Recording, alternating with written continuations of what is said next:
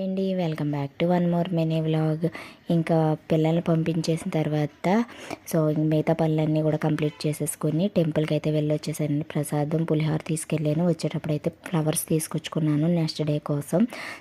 అంటే సాటర్డే కూడా పూజ చేసుకుంటాను కదా, అలా సండేకి అంటే ఇప్పుడు మళ్ళీ ఇంకా కాస్ట్ ఎక్కువైపోయాయండి, చాలా తక్కువ పెడుతున్నారు.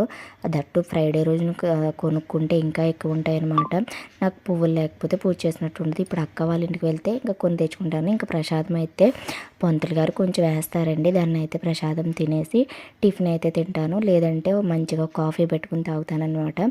ఇప్పుడైతే రెడీ అయిపోయి అక్క వాళ్ళ ఇంటికి అయితే వెళ్ళాలి. ప్రసాదం అయితే తింటాను. నాకు ప్రసాదం ఎంత ఫాస్ట్గా చేసినా ఎందుకో అమ్మవారి ప్రసాదం చాలా టేస్ట్ అనిపిస్తుందండి. అలా సెపరేట్గా చేసుకుంటే అంత టేస్ట్ రాదు. ప్రసాదం కింద ప్రిపేర్ చేసుకుని తింటే చాలా టేస్ట్ ఉంటుంది. నాకు పులిహోర అయితే చాలా చాలా ఇష్టం అనమాట. ఇది ప్రసాదం